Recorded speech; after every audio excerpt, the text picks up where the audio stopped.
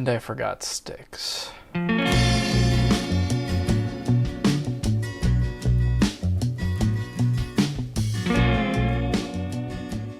Hey guys, did you know that 0% of the people that watch my channel are actually subscribed? Yep, that's right, I have 0 subscribers. So yeah, if you wouldn't mind, hit that subscribe button, turn notifications on, and thanks for watching the video.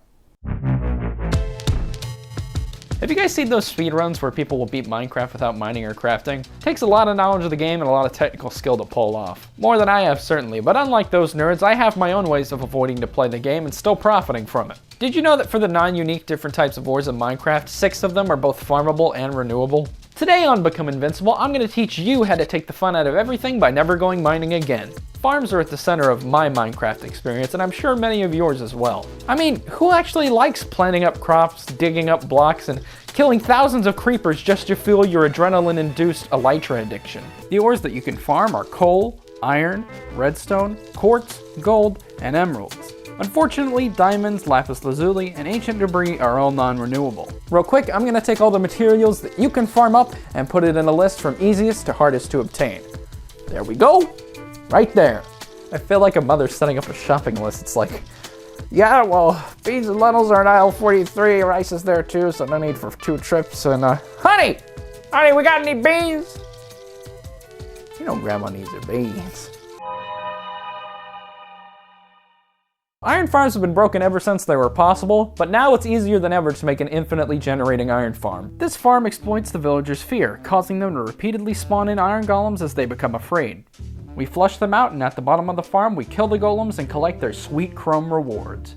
The only real valuable expenditures you're gonna need are 6 villagers and 1 zombie to scare them. Your villagers don't even have to be employed, they just have to lie in bed and sleep every once in a while. The only caveat to this otherwise perfect lifestyle is that this guy is constantly waking up and scaring the crap out of them. Imagine if someone set you up with a job and they said, okay, all you gotta do is chill here all day, just sleep in bed, just chill out. One thing is, every once in a while, a guy's gonna jump out of that closet with a machete, he's gonna come up behind your bed and put the knife up to your throat, say, sweet home Alabama, and then leave. This one's kind of annoying because you have to get the zombie aligned with the cauldron perfectly and then you have to put in the trap door, but with a little patience, it's not hard to set up. I'm not going to go through a block-by-block tutorial about how to set up my iron farm because it's, well, not my design, but I will leave a link down below to the original designers, which will have a world download included. This isn't the most efficient design, but it produces iron much faster than I use it, so unless you're planning on building the Enterprise anytime soon, you should be just fine. The greatest part about this design is that if you want better output, all you have to do is add extra layers on top of it. So yeah, say hello to infinite hoppers, rails, and beacon bases, but guess what? That's only our first item. We get to do more! Gold farms are easy to build so long as you have access to the nether roof.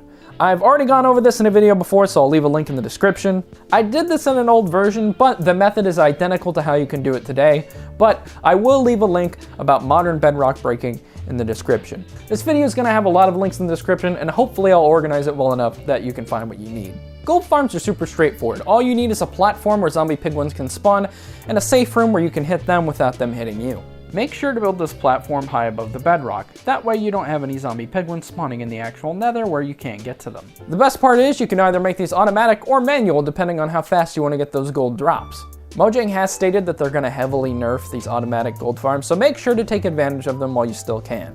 Zombie piglins drop 2 very important items. 1 are golden nuggets, and 2 are golden ingots, which we can use to farm for nether quartz.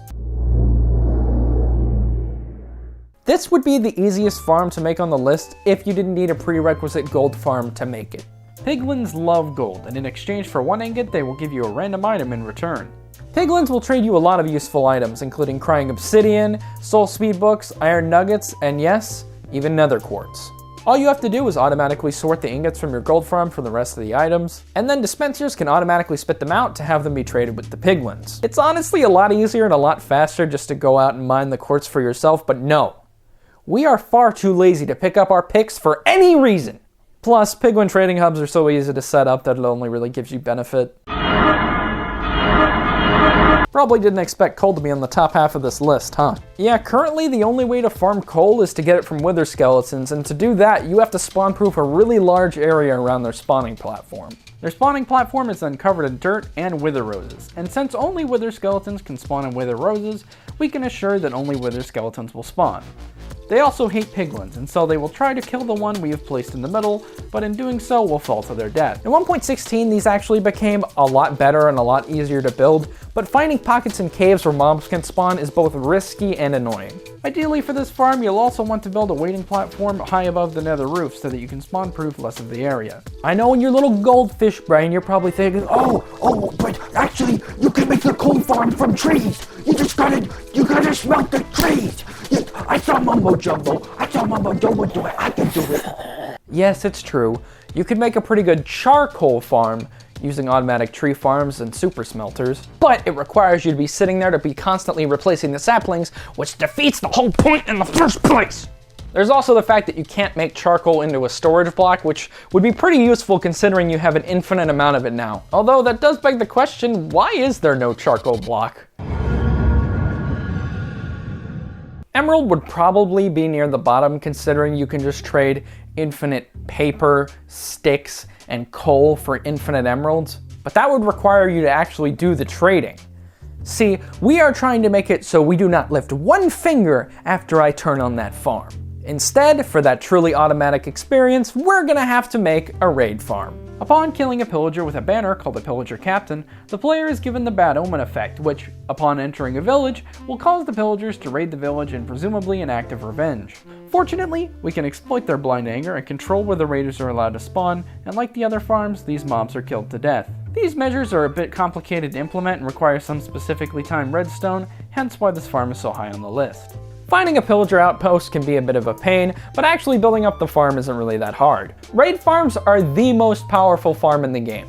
Sit on your ass as you collect tons of emeralds, crossbows, enchanted books, totems of undying, saddles. It's like being Jeff Bezos or Bill Gates, where you could just sit in the middle of your $6 billion mansion as priceless rubies, diamonds, and cold hard cash slide along the creases of your vestigial body. The reason this is so high on the list is that raid farms can be pretty dangerous, and even when built properly, sometimes it will just randomly summon Vexes on you, which can go through walls, have the smallest hitboxes in the game, have iron swords that can have fire aspect enchanted on them. I have no idea what this game's idea of balance comes from. If you play hardcore like I do, it's really not worth the risk. If you're so lazy that you can't just build up an automatic sugarcane farm and then trade infinite paper for infinite emeralds, well, like, I want to call the doctor.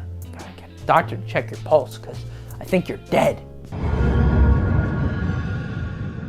I'd bet before clicking on this video, you didn't even know you could farm redstone. No, don't comment down below bragging about how you knew. No one cares.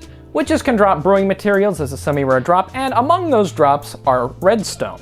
Of course, witch spawns in the wild are pretty rare, so how would you farm them efficiently? Witches spawn more around witch huts than anywhere else in the overworld. This one is similar to the rest, restricting spawn conditions to ensure we both get the mobs we want and kill them in a specific way. I think this design is my favorite just because you get to watch the witches get hand-rubbed out of existence as they fall to their doom. There's not much else to say on this one, it's pretty straightforward and simple, but because you often have to drain large swamps and clear massive areas to make this farm the least bit efficient, not to mention the redstone intensive kill system, it gets the #1 spot on my list.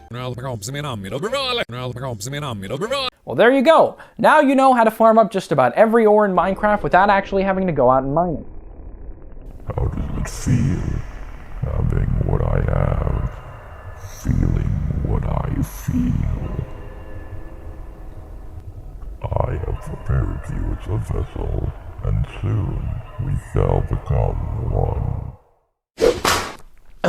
Sorry. I just black out there for a sec. I just black out. A man in a tall black suit just walked by, like 10-foot tall guy. No? Okay. I'm gonna go eat my beans. See you guys next week.